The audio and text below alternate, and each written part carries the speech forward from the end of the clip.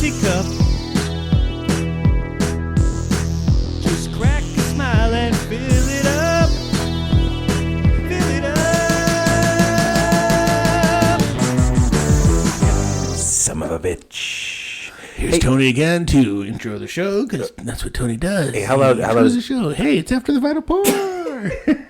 Brandon, if you want to intro, you can intro, man. I just jump on it. I just like my voice. Sometimes. I like your voice too. I guess we don't have to talk like game show hosts or like Who is this? 50s people. Fucking Clark's here. Clark's here for the first Welcome episode. to the final pour. My name is Clark, and it's my first time here. Is this your first after the final pour? Technically, No. Can't be. You know. How loud is my levels? How do I look? You're good. How do you look? Good. Scruffy. That's how you look. You look scruffy, man. You look good. I like this. You kind of look like, I can imagine you in the 70s. This is how you would look. So it's funny. I saw my dad yesterday, and I was like, I haven't cut my hair since March. And I was like, for a while I was dying to cut my hair, and then I'm like, you know what? I'm going to leave it. I'm going to see how long I can go. Because I don't have any desire to go to a barber shop. I went once. It was okay. But I was like, originally I was like, I can cut it myself. But then I was like, I'll end up shaving my head. And then I've done that before, but I didn't want to do it again. My dad was like, you look good. You look good. It look good. Because when I get out of the shower now, I just comb it all back. And then if I go to bed like that, it wakes up and it's just like poofed forward. Nice. And then I looked in the mirror and I was like, motherfucker, I look like Art Garfunkel, like this one. Without the curls. I was like, that's what I'm rocking. But yeah, I think I'm gonna just keep letting it grow and see what happens. Clark, you've got a haircut, yeah? I have, but my sister-in-law is a hairdresser. What do you call him? It's Hairdresser. Thank you. So yeah, Stylist. she'll come cut the boy's hair, and then I'll just sit down for a few minutes and she'll chop away. So I've actually gone and gotten a haircut. I think maybe twice now at this point. Are you trying to keep that a secret? No. The way you're speaking? No. I'm not sure. I got so used to how we did the last episode. I kind of like talking this low and not being so loud and rambunctious, because I can go in post and edit this to make me louder. So I'm okay with that. I've gotten my haircut twice, I think. Okay. At least once.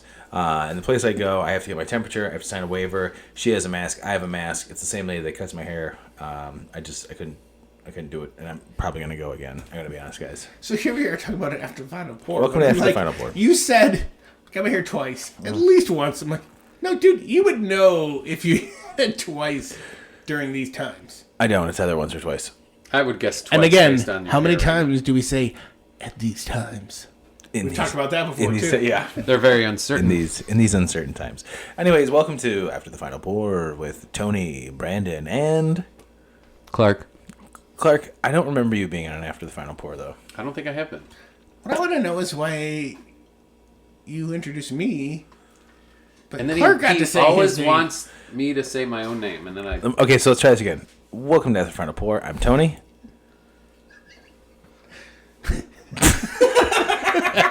It's me, Brandon. Oh, okay. You can't do that. You can't do that. We'll try this. You know, I'm with pretty this. good, Brandon, why don't I you almost start it. snorted. I almost fucking You snorted. did snort. You did snort. All right, you Was it start half it then. snort? You do this then. Or you start it. There you go. Clear the throat. Because I'm not editing anything out, and everyone's going to listen to you rubbing your beard now. Gross. I keep thinking about shaving it, but then I'm like, No, when I keep go it to going. do it, I'm like, Keep it going. No. All right, so you start it. Welcome to After the Final Pour with Tony Golick. Clark Fettridge. and Brandon Winninger. Welcome to After the Final Pour. We are drinking what tonight, Brandon? Somebody sold a can. Oh, sorry. I thought you knew what we were drinking. No, I do, but This is the first time they've been featured. We've talked about them many times. We've talked about beers that were overly sweet, but in a good way possible, and about diabetes, but in a good way possible. Hubbard's Cave. We're finally having a Hubbard's Cave beer, and we are doing the Hubbard's Cave Peanut Butter S'mores, which is 12% alcohol by volume, an Imperial Stout with peanut butter, chocolate, graham crackers, marshmallows, and vanilla. Have either one of you ever had this before? No. no. Yes. What? This is my second time. What do you guys think about it? Because I'm not going to say anything until... I actually haven't tried it yet, so I was kind of like waiting until we got into the woods. I'd like to... I just entered the woods. And they're very peanutty, nutty, sweet. Even though there's no jam jelly in here, I'm getting jam and jelly in some odd way. Really? Is it because you're looking at the finger cookies that Becca has Could cooked? Brandon's be the mom's jam recipe? jelly there. Because I feel like I want to dip that cookie in this. But there's a bath. sweetness to it of a fruity sweetness.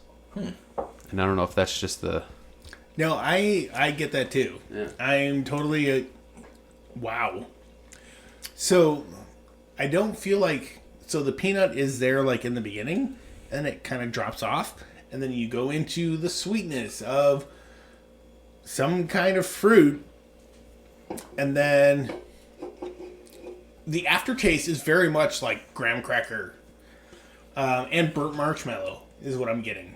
So burnt marshmallow is where it's at. I think I understand what you guys mean about the fruitiness. I think what I perceive, or what you guys are perceiving as fruitiness, I'm perceiving more of the actual marshmallow and vanilla with the roastiness. Like, the burnt marshmallow, yes. But the fruitiness, I think that's coming from that whatever marshmallow flavor they're using, or the vanilla is in there, might be the sweetness of that. How sweet this actually is might be giving off like a fruity vibe to it. Yeah, so I can Real agree fruity with that. vibe on Like this beer. The initial taste is just this punch in the face of like dark chocolate, peanut butter. Like it's like everything all in one, and then it fades really quickly, and then you get this like just myriad of flavors. And yeah, I'm gonna agree with that. So I will say, it's the marshmallow flavor, like the burnt marshmallow, kind of like that's like the lingering flavor throughout the entire thing. Nobody can see this, but I'm like using my fingers to His show fingers that are it's showing us. but yeah, so that's like lingering through the entire thing.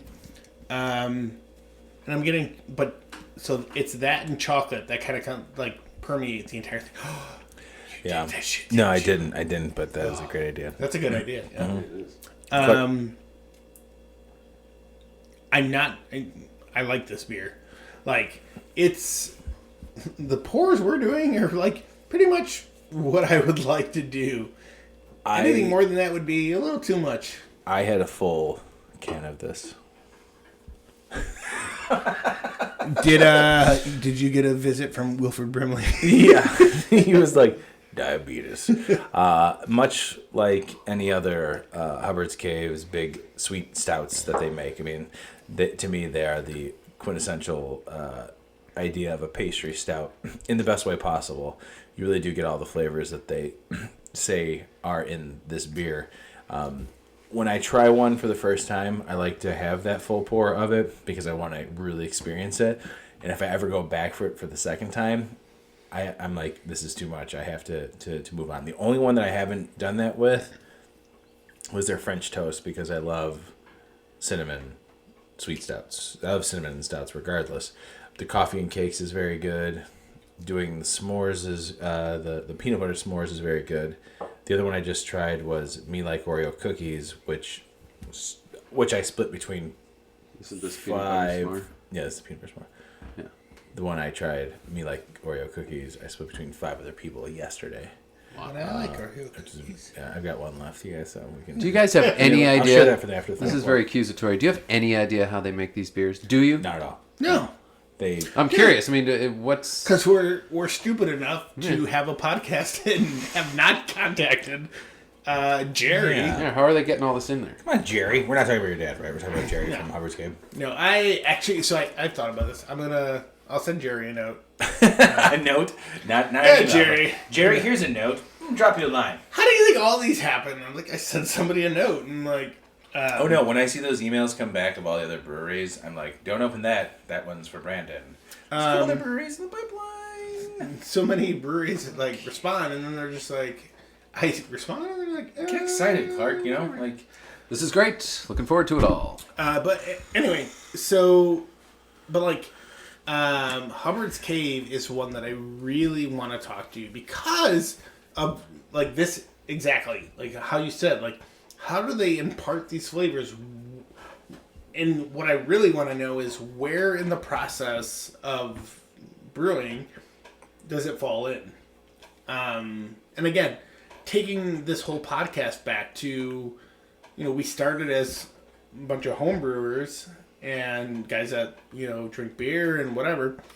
I mean, like, dude, there's a myriad of flavors in here too. It just blows my mind. Yeah, like, and it's not how just... do you get this all back in one? And it's not just an essence. You're like, oh yes, I feel the get the peanut butter right at the end there, and because and we've tried to do that as home brewers, right. in a smaller scale. Nothing like this, but like in a smaller scale, trying to impart flavors, and then it's like you do it and you get a little bit, and then we try it again, and then you say, all right, we'll add some actual fruit or whatever. But it's like, how do you get to that point, like to where it's just so well rounded? And I know. And again, I'm not knocking Hubbard's Cave, but I'm not saying it's well-rounded. No, this is the epitome of like over the top of the best way possible. It's a punch in the face of every flavor profile you would want. Yeah. And it goes back to the fruit thing that, like, when I first tasted it, like, again, no preconceptions.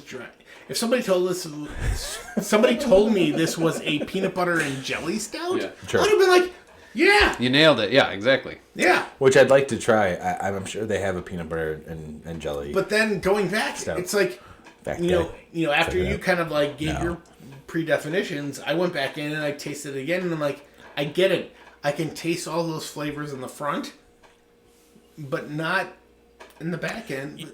It's crazy. Man. No, you're 100% right, and I think that's why we've come to enjoy these beers. Or like I said, when I get the 2-packs for like $15, and I drink one, and I normally share it with my cousin Kevin. Kevin, what's up? You've been on the show before. Because I'm trying to get him, not trying to get him more into craft beer. He's well aware, but I know that this is the shit that he likes trying out as well. But I'll save the me like Oreo cookie for us here. But I feel like this is the definition of what a good pastry stout is. When I want to drink a pastry stout, this is what I want to have. It's very sweet. You get everything that it says is on that can. I've never felt like I was lied to by trying a Hubbard's Cave pastry stout. No, I've done their hazelnut. I've done so many random beers from them. And also, not only are their sweet stouts amazing, but all of their IPAs and their like single hop IPAs, their fresh IPAs are very good. And that's not even getting to the other part of the brewery, the Unani sour beers, which are also very good. So, Brandon, this was a really good choice for an After the Final Pour, especially on a nice cool night like we have tonight. Specifically why I bought it. Delish. This is good. Clark, how do you feel about being on After the Final Pour finally?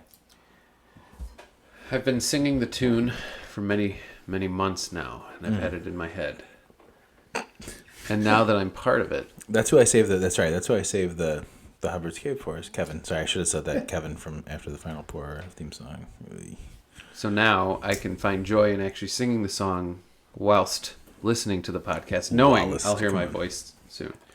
So I'm gonna before we wrap this up, Brandon, your wife made your mom's recipe, right, of these finger cookies? It's not her mom. So that was your mom's. Caveat. So my mom found a Rachel Ray recipe years ago. And my mom has been making it for years. Okay, there we go. She's carrying on the tradition. Yes. That's what I should say. That's what we're doing, is carrying on the tradition. There's like raspberry jam on the back end. They look like fingers. Well, you know what? It's not on the back end. It's on the back end. Can you hand me the can real quick so I can get the actual picture for the because there's been many of episodes of this where I've been like, After the Final Pour, and I never got a picture of what it is we drink because I'm an idiot. What is oh, thank you. What's the cookie made of, my friend? Well, it's basically a butter cookie with raspberry jam on the end of it. Jeez. So I feel like this would be a good combination of, there's outlets in the background of this picture, of doing the raspberry jam and then having the cookie. I'm going to go What do you think? Cookie and then beer, or beer then cookie? Cookie then beer. Yep. All right, raspberry. Here we go. Ready?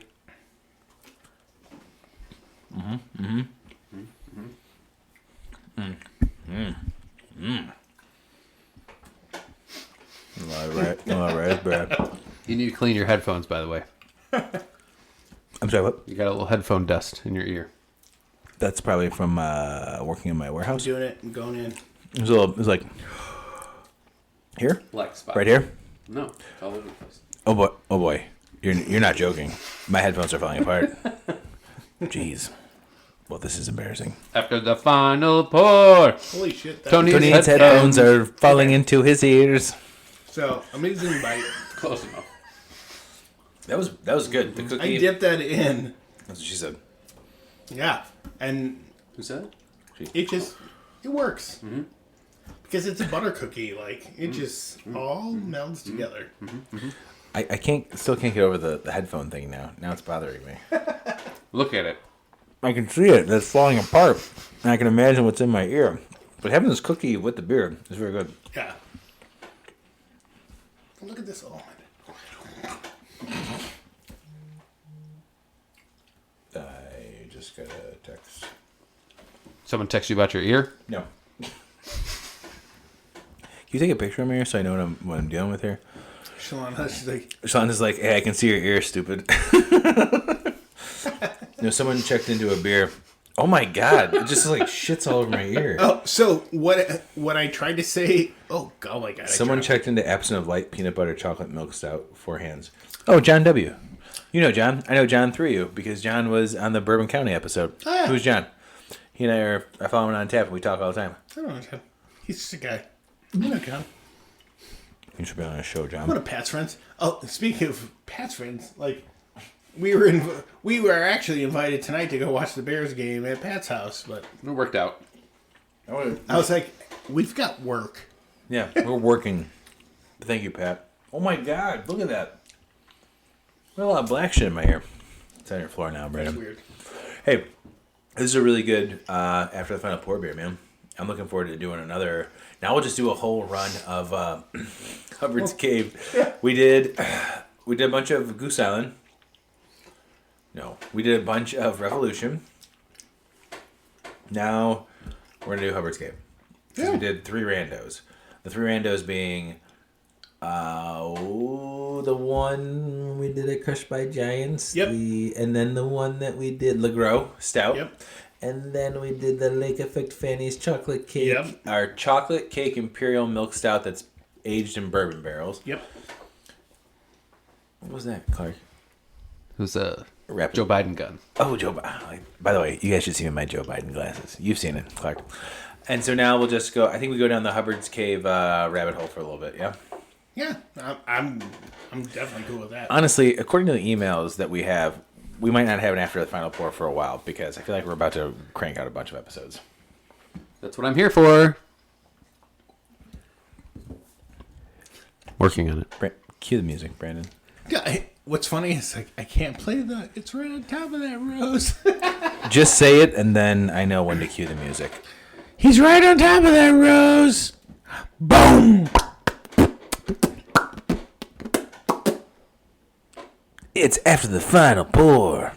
With Ronald and Donnie and sometimes Frankie, but he's not here because he's dead.